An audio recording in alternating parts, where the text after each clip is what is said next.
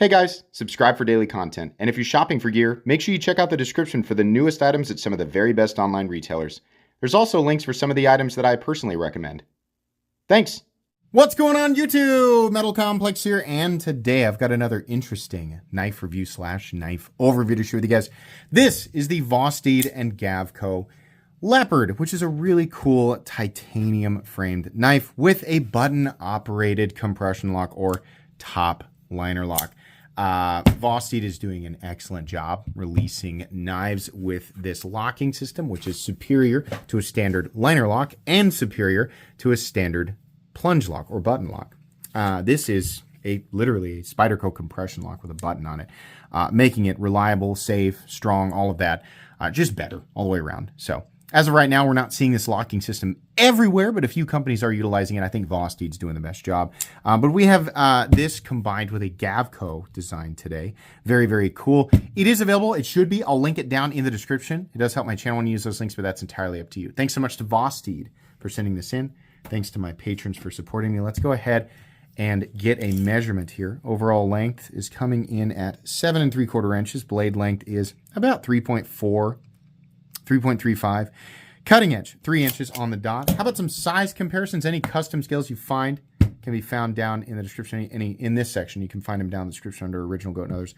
Up against the 8010 and my very own Excalibur. You can see here, it is not as big, but these are bigger knives. About 8.5 inches overall. So this guy is going to be a little bit shorter. Let's put it up against the Spyderco PM2 and the Spyderco Para 3. So this knife is kind of in between here. It's got a bit of a slimmer profile, but I'd say it's right in between the PM2 and the Para 3. I think it's like by measurement as well.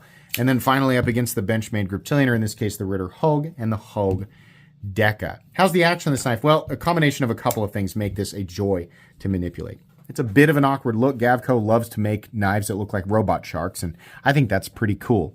The button here is like a long, it's like a, almost like a, it's like an HD, like a micro USB. Right? That's what it looks like to me. But you push the button, which is recessed just a bit, by the way. Or it's like cut out. It's not actually recessed. It's flushed in the closed position, but sticks out in the open position. You push that and the blade drops. Very smooth. It's running on bearings, right? So you can use that button if you want to do this. It's very easy. Or you can use this massive opening hole, the taper, so it's bigger here. That makes it very easy to flick out with the thumb. Also makes it a breeze to reverse flick. It's actually a thinner frame. We don't typically see knives like this with a thinner frame that are this easy to manipulate. It's got a standard, detent ball because it is actually a liner lock. Well, compression lock, which has a detent ball. So you don't have that awkward, in the closed position, there's a click, right? Instead of a no, it's way better. So actually, the action is quite good. It's quite easy to manipulate, and it feels very high quality as well. So nice. Carry profile, thickness up against the Spyderco Para 3, thicker than you would expect. Not crazy, but thicker than you would expect for this size of knife. Length and height up against the PM2 and Para 3. This way, not incredibly tall. Lengthwise, a little bit longer, like a hair longer than the Spyderco Para 3. Materials, we have titanium clip, titanium hardware, I believe. Could be wrong about that. I think it could be steel.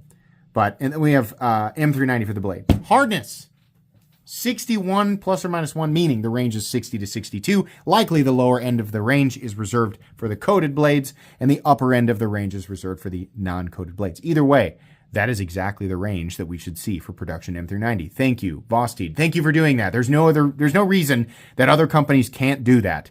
Awesome. Obviously, steel performance comes down to a number of things outside of the composition itself and the HRC range that it's in. Geometry plays a huge role, but it's nice to get those numbers the way that at least we as I feel like the majority community who's paying attention, it's nice to see those numbers up there. So thank you. Vosteed typically does stuff that makes the community happy, so no surprise there.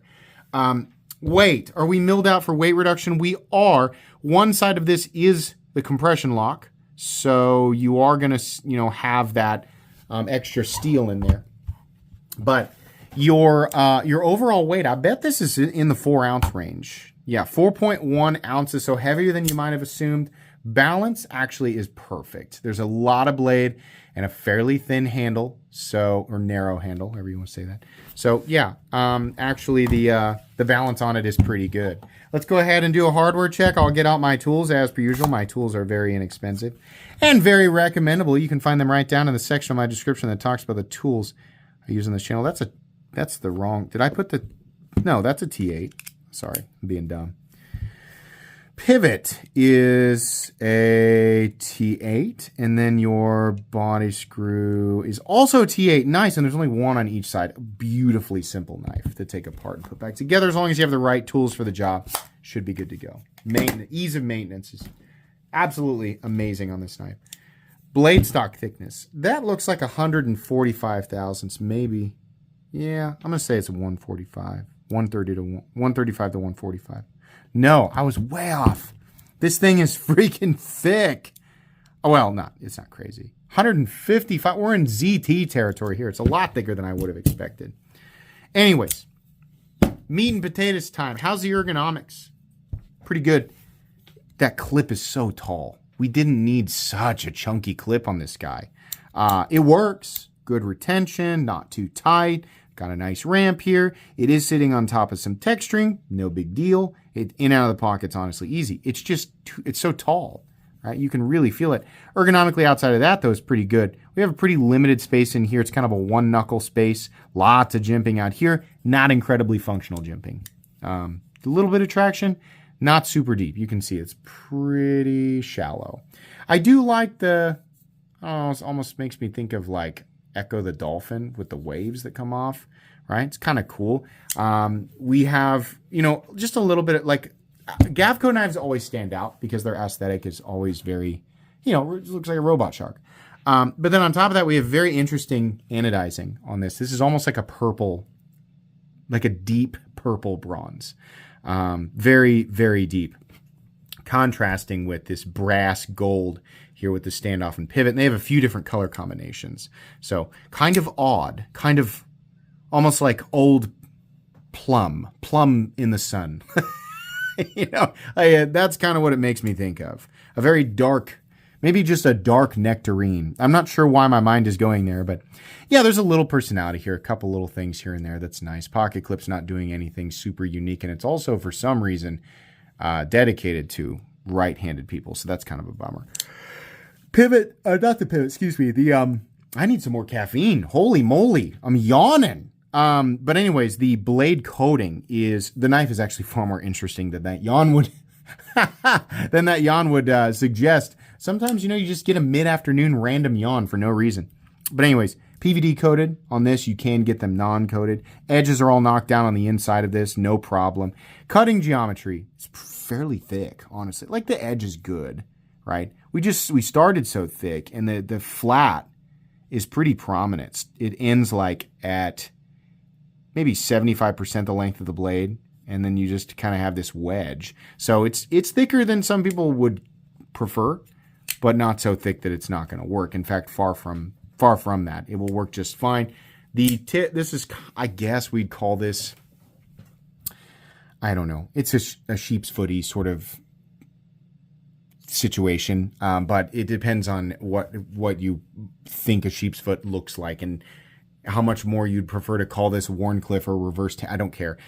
Sheep's foot is kind of what I'm going to call. There is a little bit of belly here, a little bit of tip, right? These are great for EDC because of draw cuts for me, things like that. I love stuff like that. The geometry is not going to bother me nearly as much. It'll still cut what I need it to cut, but some people are going to want thinner geometry. Plunge grind, I'll let you guys look at that. It's going to affect some people a lot more than others, but I think this one's pretty darn good. We have Vosteed on one side, and then we have the Gavko logo on the other, and then it says M390. Not bad. Kind of wish that they just wouldn't write Vosteed on there, but I can understand them wanting to do something with their brand name on it.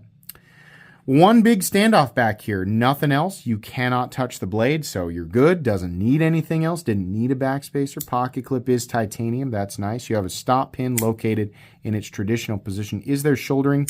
The slightest bit, but yes. No blade play up, down, left, or right.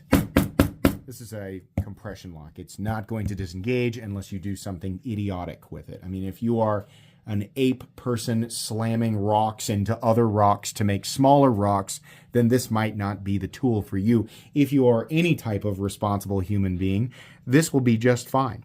It will work, it will cut, it will stay strong. Don't pry with it or anything like that, but everything else that you would typically do with a knife, you can do with it and not expect that lock to disengage for any normal reason. So that's good. Tiny little bit of stick. Sometimes that happens with compression locks, but it's only periodic. And then your centering is spot on. Absolutely no pivot lash and no detent lash. So very, very good. Final price tag, $250, or at least that's what I saw. Is that fair? I think so. It's not contoured. We don't have any complicated inlay work. We do have a really cool locking system. They have to mill out a chunk of the titanium to get that to work. And then each blade has to be cut specifically to accept for that. I mean, technically that's the same for any lock. But fit and finish is really good. We have coated, not DLC, but we do have PVD coated M390 that is properly heat treated. So yeah, this has everything that I would want. I mean, if you said I'm going to charge $250 for a knife, I've got a checklist, and this has everything that I would expect, plus the added benefit of it being a compression lock. So yeah, for a lot of people, it's going to come down to how much do you like the look of it. I think that's what's going to turn a lot of people off. It's a knife that's going to look cool to some people, and it's a knife that's going to look weird to some people. It doesn't have that classic safe knife look. It has that goofy kind of Gavko look, which is cool. I mean, that's what makes certain knives look so unique. So generally speaking, though, this is a really great tool. It's made with premium materials, and it's definitely a premium knife. But as far as, $250 knives go that I recommend to people, yeah, this is really, really good. It will work very well. It's a bit thick behind the edge. They probably could have gone a little bit thinner, but it's still good. It's still going to do what you expect it to do. So it's going to go on my recommended knives playlist. Very cool. Thank you so much to Vosteed. You guys can definitely expect to see this as a giveaway item on one of my upcoming live streams, usually Friday evenings at 6:30 p.m. Central Standard Time. Links in the description for this guy. That's going to be it today. Please make sure to follow me on Instagram at metal_complex. If you enjoyed this video, leave a like. If you'd like to check out my other content, I do, of course, have lots of videos of knives that are either expensive or inexpensive that I do or don't like, so check those out. And if you enjoy all my content, go ahead and click on that Metal Complex logo right there and subscribe, because there's definitely more coming. Thanks again for watching, everybody, and have a great day.